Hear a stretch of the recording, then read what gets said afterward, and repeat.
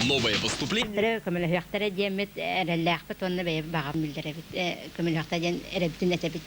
Ити курдук араңас нехилеген жоны сергете бары бир сананы салайттарын кенчери чата сайдарын тугар турулахан келер үйрак жылыгар саңас колон тутан үләкиллери еден эренияг багарылар. Сонарганан Майяттан Зоя Герасимова, Карл Ларионов, Михаил Илларионов. Кин корко сколаны битерәтчеләргә наммыт сыгынак сентерләр консультациялар салганалар. Бу көннәргә кадр белемнәһен департаментның анал пунугар белемнәр консультациялар ытылалар. Жугуска кораттан этенен улустардан барата 200 чака огосуол сетемен Сибирьдәге Дальний Востоктагы университетын, онна Новосибирская государственный университет преподавательләргә, профессорларга предметтереннән белемнәнәләр.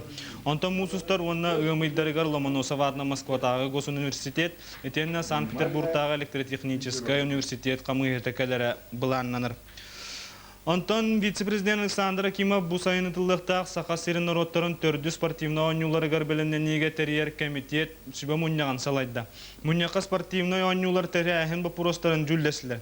Санадан айтакка жохун күрөктеги отыйын маңнайгы төрдүс күннергер сунтарга ытыллыган.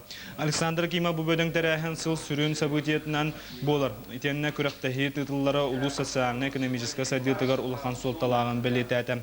Билеген сунтарга ойнуларга белемнени көктөктүк ытыллар. Күрөктеги Россия корттарыттан Татарстантан бөдөң делегация келере күтүллер.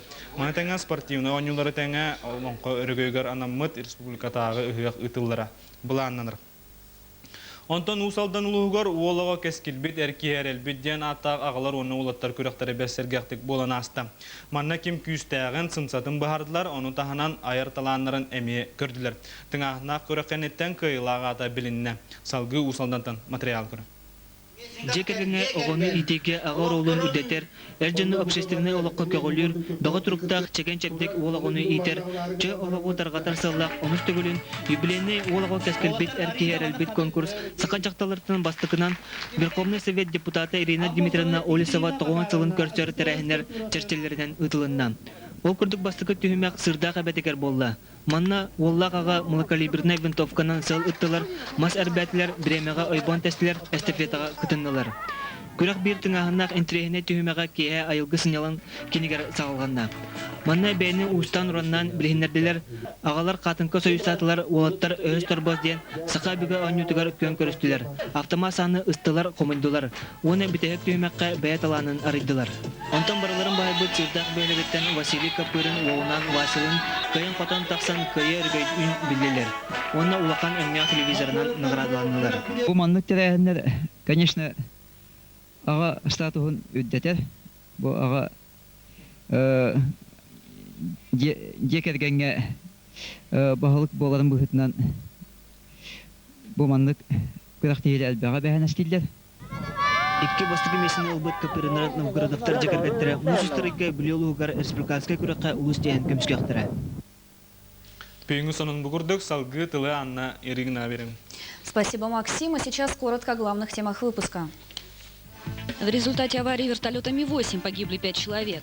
Свою работу начал сегодня первый съезд муниципальных образований. Сегодня холдинговая компания «Якутуголь» отмечает 40 лет с момента своего создания. 5 человек погибли и 7 пострадали в результате аварии вертолета Ми-8 авиакомпании «Полярная авиалиния». Накануне он выполнял рейс из поселка Чукурдах в поселок Русское Устье. Как сообщили в прокуратуре республики, воздушное судно упало при заходе на посадку, не дотянув до вертолетной площадки всего 100 метров.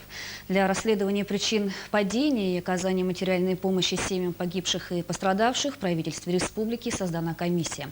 Ее возглавил вице-премьер Василий Грабцевич. В 23 часа 10 минут на пульт оперативного дежурного МЧС поступает информация о том, что с контроля исчез вертолет Ми-8 авиакомпании «Полярной авиалинии». Как выяснилось, за несколько часов до этого в дежурную часть Алаиховского РОВД поступает сообщение о ножевом ранении жителя поселка Русское Устье. Сразу же были подготовлены следственно-оперативная группа и группа Центра медицины катастроф. Им-то и предстояло выяснить подробности произошедшего. В километре перед Русским Устьем вертолет потерпел катастрофу. В результате вышедшими навстречу местными жителями все пострадавшие и погибшие были эвакуированы в Русское Устье. Им оказана первая доврачебная помощь. На момент аварии на борту воздушного судна находились 12 человек. 3 члена экипажа, 2 авиатехника, 4 сотрудника милиции, 2 медика и водитель. 2 человека имеют среднюю тяжесть ранения, и остальные в тяжелом состоянии. Ближе к вечеру стало известно, что пострадавшие перевезены в поселок Чекурдах и доставлены в районную больницу. На данный момент в 16 часов 20 минут вертолет сделал очередной рейс. Он привез тела погибших в Чекурдах. Одновременно с этим была проведена операция 2 человек. Это хирурга Семенова и 2-го пилота Костылева. По факту возбуждено уголовное дело в части 3 статьи 263 Уголовного кодекса России. Нарушение правил безопасности движения и эксплуатации воздушного транспорта.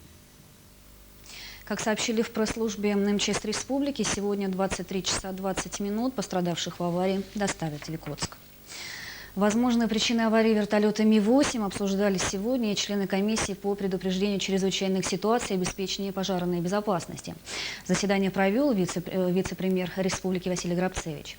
Руководитель Главного управления чрезвычайных ситуаций Валерий Сухоборов рассказал о проделанной работе и предстоящих мерах. Одним из главных вопросов заседания стало противопожарное состояние административных зданий и объектов с постоянным потоком людей. По результатам проверок состояния объектов науки и профессионального образования установлено, что исполнение предписаний органов пожарного надзора составляет лишь 41%. Почти половина учебных заведений не обеспечены средствами пожаротушения. Для лучшей работы пожарной охраны было предложено вывести на пульт 01 пожарной сигнализации в Якутске и Нерюнгри. Также члены комиссии обсудили информацию о принимаемых мерах по предупреждению птичьего гриппа в республике, о неудовлетворительном состоянии ледовых переправ и ходе подготовки к проведению противопаводковых мероприятий. Сегодня в республике начал свою работу первый съезд муниципальных образований. Делегатов разделили на 4 группы. Сегодня 2 из них участвовали в работе круглого стола Министерства сельского хозяйства по вопросам агропромышленного комплекса, строительства и жилищно-коммунального хозяйства. За круглым столом делегаты съезда обсудили ход реализации федеральной целевой программы «Социальное развитие села» до 2010 года. Другая группа делегатов участвовала в работе круглого стола по вопросам социальной политики с докладом о принципах взаимодействия уровней власти в сфере труда и социальной поддержки населения выступила министр труда и социального развития Юлия Песковская. Еще один круглый стол был посвящен вопросам муниципальной экономики и финансов. Министр финансов Республики Александр Николаев обратил внимание делегатов на формирование местного бюджета муниципальных образований. Он отметил, что в первую очередь необходимо вести работы по исполнению 131 федерального закона. Кроме того, новым главам предстоит увеличить налогооблагаемую базу и за счет этого увеличить бюджет. В плане обучения это самое главное, что мы сейчас проходим. Это обучение, как нам дальше жить, как дальше, так сказать, руководить своими собраниями, депутатами. Ну и, естественно, все для того, чтобы сделать все, что в наших силах для улучшения жизни народа. Отчет мэра Якутска Ильи Михальчука вновь не состоялся. Напомню, депутатами городского собрания была созвана внеочередная 42-я сессия. Одним из главных вопросов в работе заседания должен был стать доклад мэра об итогах социально-экономического развития городского округа Якутска в 2005 году. Другая и, пожалуй, основная причина внеочередной сессии – внештатная ситуация, сложившаяся вокруг мэрии в связи с рядом арестов. По мнению депутатов, мэр не мог не знать о коррумпированности городских чиновников. Неявка главной персоны и отсутствие по уважительной причине 8 депутатов стали основной причиной задержки работы сессии. По завершении положенных 15 минут кворума не было. Депутатами было принято решение провести очередную встречу уже в эту пятницу. Возможно, она пройдет в закрытом режиме. Все остальные вчера были живы-здоровы, но после встречи с мэром вчера в 6 часов вечера, очевидно, произошла смена мнений каких-то. Готовы были все поучаствовать сегодня.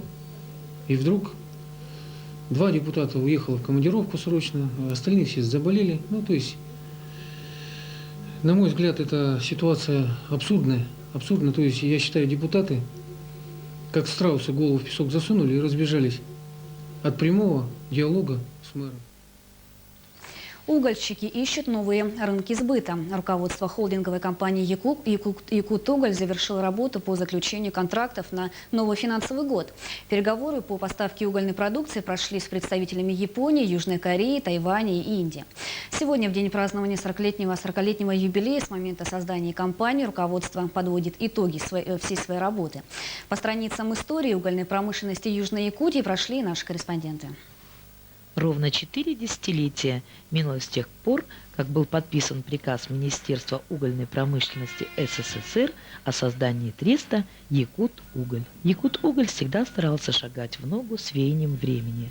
Обновлялись технологии, строились и возводились в эксплуатацию обогатительная фабрика «Нерюнгринская», ремонтно-механический завод, автобаза технологического автотранспорта. В 2004 году открытое акционерное общество холдинговой компании «Якутуголь» заслуженно получило главную всероссийскую премию «Национальный Олимп» за выдающийся вклад в историю России. А в 2005 году диплом победителя всероссийского конкурса «Лучшие российские предприятия» в номинации «За динамичное развитие». Это еще раз доказало, что на сегодняшний день открытое акционерное общество холдинговая компания «Якутуголь» является крупнейшим предприятием в Республике Саха-Якутия и на территории Дальневосточного региона. Сегодня вице-президент Александр Акимов провел заседание Организационного комитета по подготовке и проведению 4-х спортивных игр народов республики. В нем приняли участие министры и главы муниципальных образований. Александр Акимов отметил, что эти соревнования – главное событие года. Напомню, 4-е спортивные игры пройдут с 1 по 4 июля в Сунтарском районе.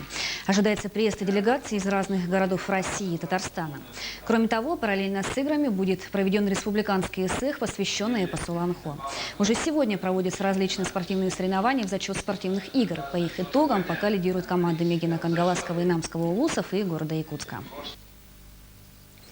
И последнее. Пара из Якутии завоевала 2 кубка. Абсолютными чемпионами всероссийского турнира по спортивным бальным танцам на Кубок мэра Нижнего Новгорода стали якутские танцоры Александр Лило и Маргарита Хамзаева. Пара из Якутии, выступившая в категории юниоры, завоевала высшие награды сразу в 2 программах – европейской и латиноамериканской.